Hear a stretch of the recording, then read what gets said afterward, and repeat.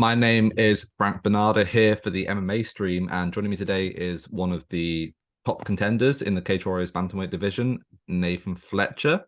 Coming off a big win, mate. How are you doing? I'm doing very good, mate. Yeah, thanks for having us on and taking the time to speak to me. Mhm. Yeah, I'm doing very, very good. Brilliant. First of all, I mean, yeah, obviously, like I just said, first round submission finish. But before we get into that, talk to me a bit about like just fight camp, because I mean, at the start of the week, we as fans of media, you're still on the poster, but there's no opponent, and then suddenly, obviously, Reece McEwen steps out, and you're the co-main event. So yeah, talk to me about Yeah, fight week. it's crazy how it all works out, isn't it? Because I've gone from essentially on Sunday night. Well, I actually thought I had an opponent in place. So I'll take you back to the start of the Mm, camp.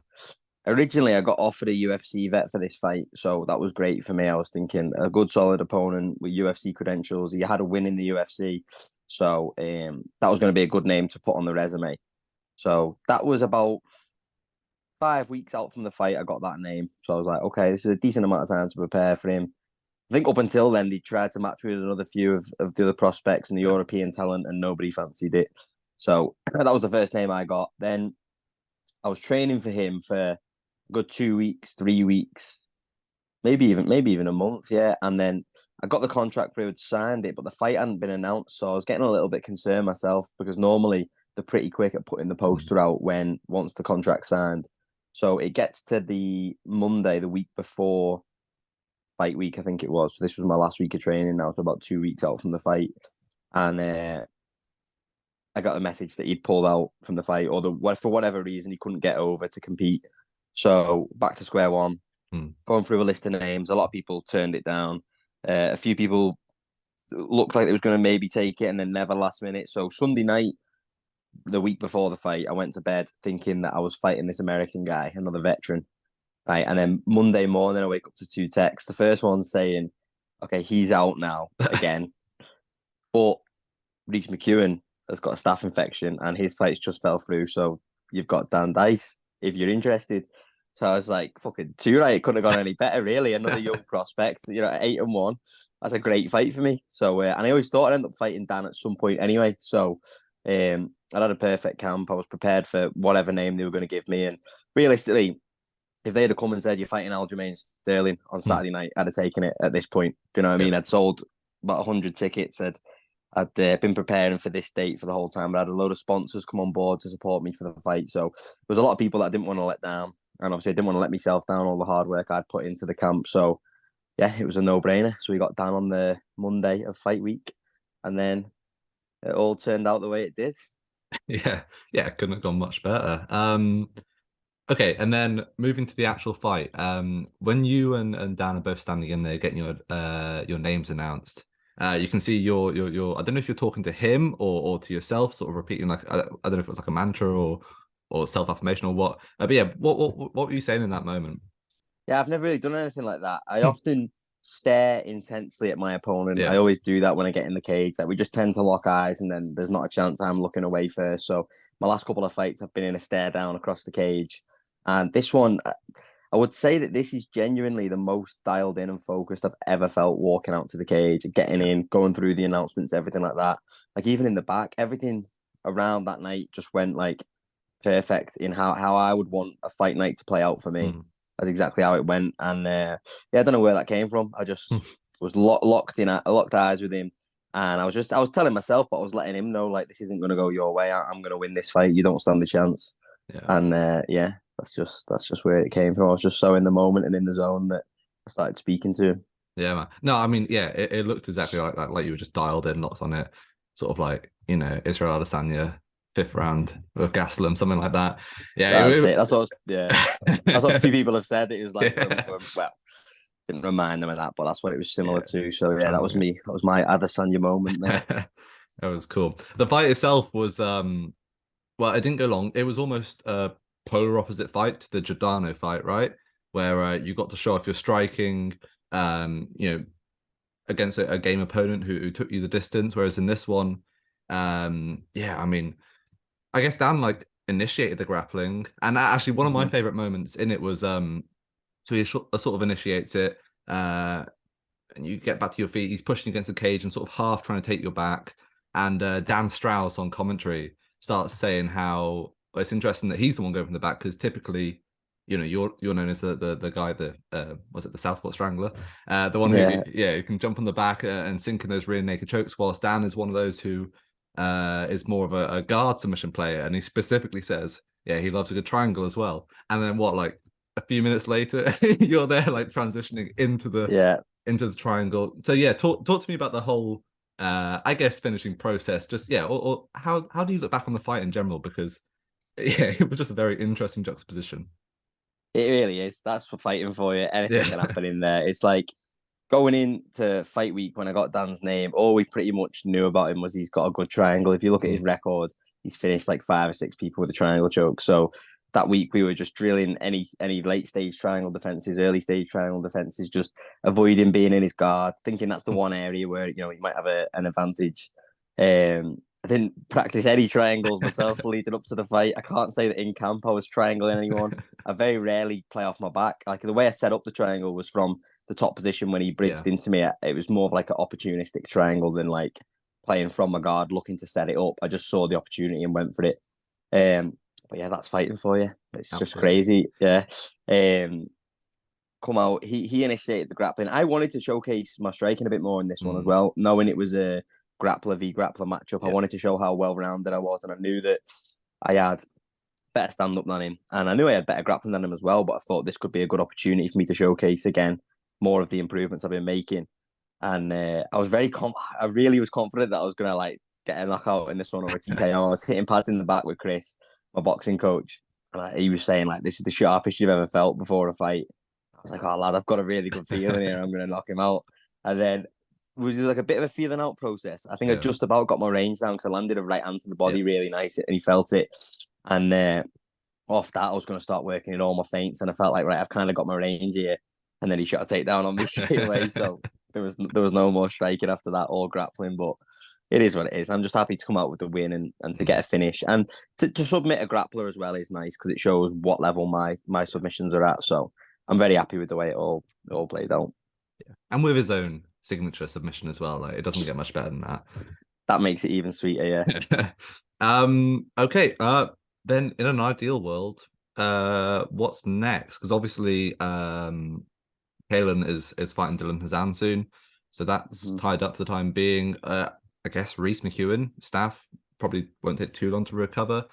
Martignoni's gone, so What is next in an ideal world? I don't really know exactly what's next, to be honest, but I feel like with that win on Saturday night, I've opened a lot of doors for myself. Yeah. So whether that be a title shot, whether that be a number one contender fight, whether that be something else, I don't know. But I'm happy with the position I'm in. I feel like almost I'm back now to the position that I was before I challenged for the belt. Like I knew in my head I was going to end up here, and I know where I'm headed in the sport, but I've had a long sort of road of getting beat for the belt, and then my last performance I wasn't best pleased with, and that come at the end of like a year full of pullouts and a couple of injuries and stuff like that. So I finally feel like now I've gone in typical fashion of myself to get a first round finish, nice and slick, no damage, come out the fight completely fresh. It reminds me of when I fought Brian Booland. I did a similar sort of thing. I went into that fight and he was quite a credentialed opponent as well, and I just took him out with ease and walked out of the cage without a scratch on me, and I've done the same here. So I feel I'm in a good position, and whatever Cage Warriors want to give me next, I will gladly take, whether that be a title shot. But we'll see. Like you said, that's tied up, and with them fighting in May, I feel like it's going to be a closely contested fight. I don't see either of them wanting to turn around and defend it against me for like July or September time. So that might be off the cards for a bit. So we'll see. But there's options anyway. There's a lot of options now. Definitely is. Who do you reckon comes out on top in that fight? Caolan and Hazan? I personally think Dylan Hazan's going to win. Do you know what I mean? It's that seems to surprise a lot of people, but Dylan Hazan's super high level, really good grappler, and Caolan's become more of a grappler since he's joined the Cage Warriors and turned pro. When I fought him as an amateur, I remember him being more of a striker, but he kind of changed his game up a little bit now. He looks to use his physicality and his strength and like get a good position on guys and either pound them out or submit them. And I just see him having a very hard time trying to do that to someone with the caliber of wrestling of Dylan Hazan. I also think it's a 5-round fight. I think Hazan's more efficient in the grappling situations than what Caolan will be. And I think Caolan cuts quite a bit of weight to make bantamweight. So Yeah, with all those factors considered, I think Dylan Hazan's going to get it done. gotcha. And then I guess staying on the theme of Italy, Martignoni's dropped down to flyweight. What do you make of that decision? I mean, he was a good sized bantamweight. I don't really think Yeah, he needed to drop down. I think he was good. Wasn't undersized as a bantamweight, but I think for him now, he probably sees a path to the UFC as easier at flyweight. I think if he goes yeah. down and wins the flyweight title, and he's like the two-weight champion of Cage Warriors, not a lot of people have done that, Hmm. and I think for him, he sees a clear route to the UFC there, which I don't blame him. If he can make 125, I think it's a lot easier. The level of competition seems to be a lot lower at flyweight than what it does at bantamweight, especially in the Mm. UFC. The bantamweight division is like super, super high level, probably one of the best divisions. Whereas flyweight's kind of at the top, it's good, but the majority of Yeah, them it's not aren't deep. super high level. Yeah. So I think that's his reasoning behind it. So I don't blame him. Fair play to him. Gotcha. Fair enough. I'm not particularly eyeing. Like the only reason I would have wanted to have fought Martignoni again was because of that title. I've already got a Yeah, win over him, so I'm not looking to challenge him again or anything like that. So yeah, fair play to him. I wish him the best at flyweight. awesome.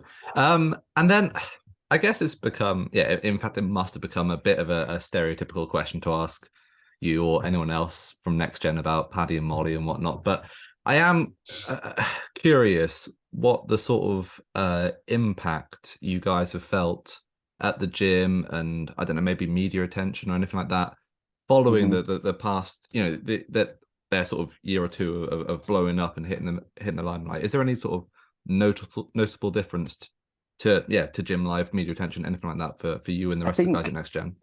Yeah, I think because it happens sort of like over the space of time, you kind of Yeah. just get used to it day by day. So it's not really noticeably changed. Obviously, there's a few things like when your teammates start doing really well on a world stage, Mm. that increases everyone's confidence in the gym because we know now what we knew already, but it's on display that we're doing the right things. Our Yeah. systems are working at the highest level of the sport. And so in that sense, yeah, it kind of it reaffirms in our head that we're doing the right stuff and that all of our dreams that we're chasing are achievable because Paddy and Molly are living them right Mm. now. Do you know what I mean? So Got you. for me to look up and see them two doing exactly what I want to do in my life and knowing that I'm in the gym with them every day, doing the exact same things as them, then that just shows to me that like if I stay on this track, that's what I've got coming in my future. So that definitely helps. Got you. In terms of the media attention, yeah, like there is a lot of cameras and stuff in the gym all the time.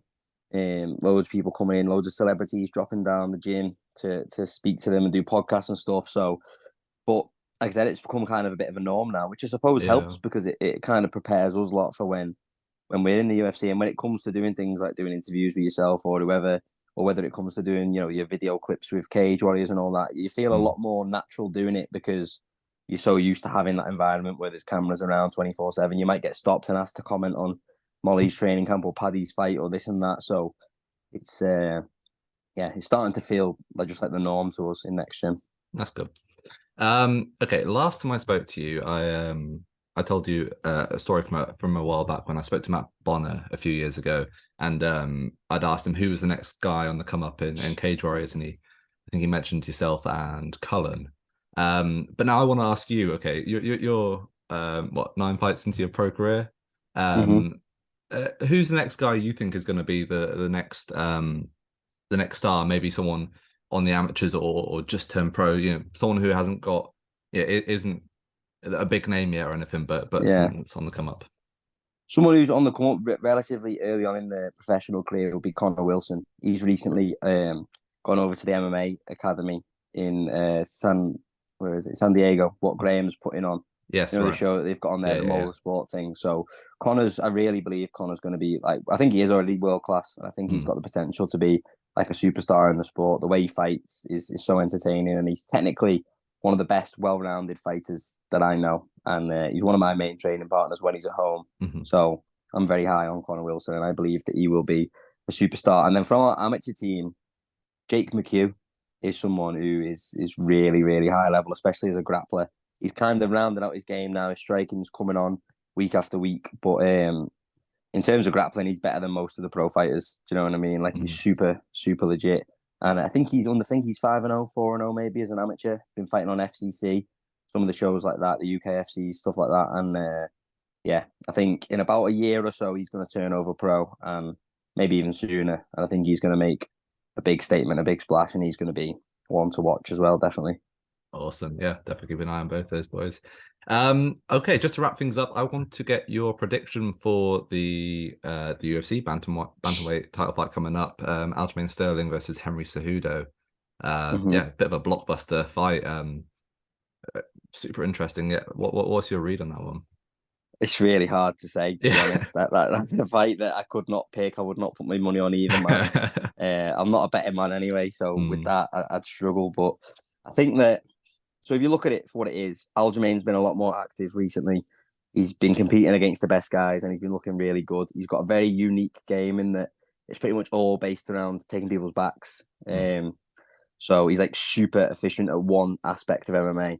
His striking is obviously not that great, not that technical, but he makes it work for himself, and it kind of like plays into his style. And then you've got Cejudo, who I think is like, first of all, like an absolutely like top competitor. He's won an Olympic gold medal. He's won belts at flyweight and bantamweight in the UFC.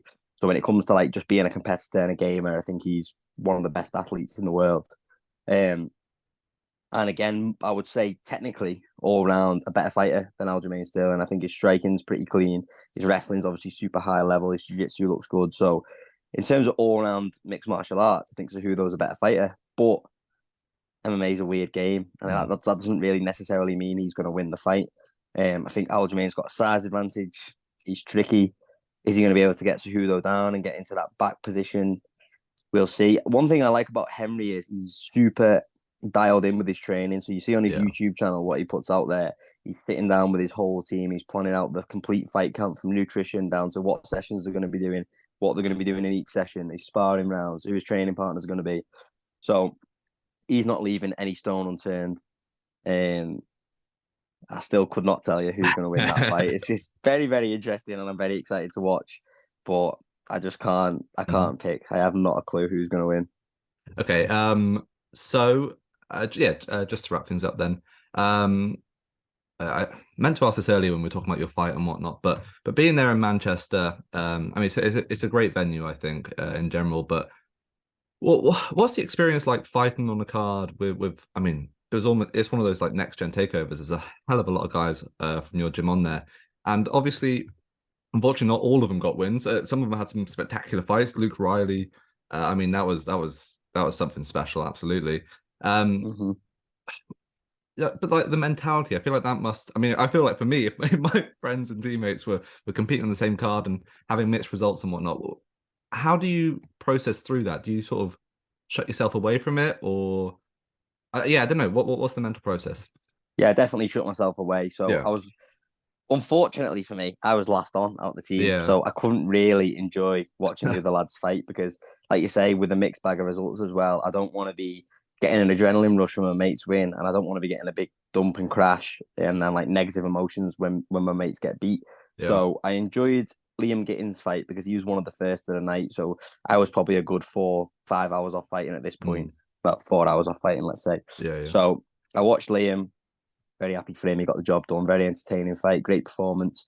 And then for the main card, it was Adam, Luke, and myself. So I just kind of got in the changing rooms when Luke went down to make his walk. Adam was near enough getting ready to make his walk. I just put my headphones in and I didn't watch either of their fights because I just think it's smart. I don't want to be witnessing anything I don't really want to see before I'm going out there. Do you know what I mean? So I had my coach and me, Chris, whilst the other lads were getting cornered off the other coaches. So I just said to Chris, just let me know how they're getting on. But I'm not going to watch. Do you know what I mean?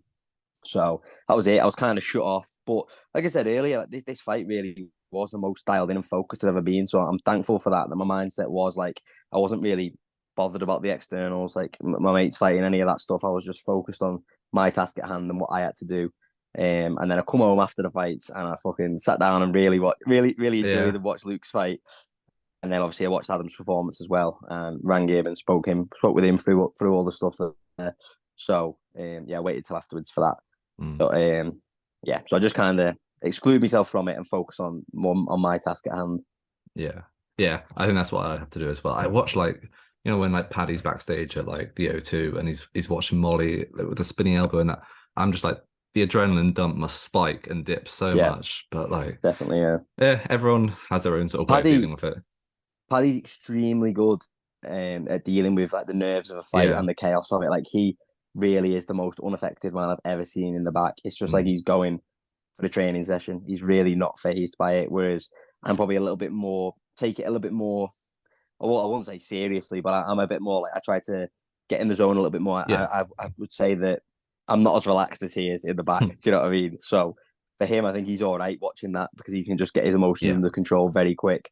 Whereas I probably wouldn't deal with it the best if I'd watched Adam's fight or Luke's fight Yeah, before. You know what yeah. I mean? So yeah, so I know what I need to do to Gotcha. get the job done. Yeah. Well, it's good that you're able to sort of like recognize how you personally need to deal with it.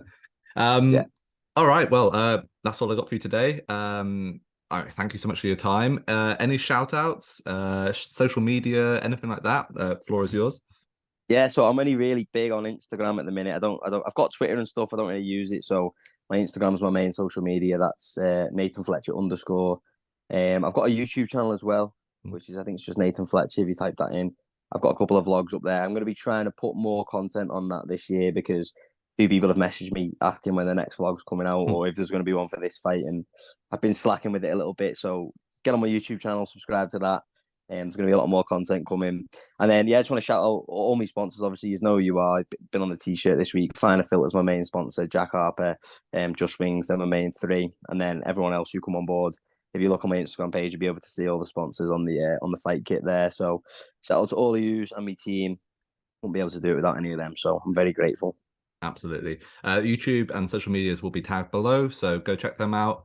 And yeah, thank you once again for coming on. It's right. Thank you very much, Frank.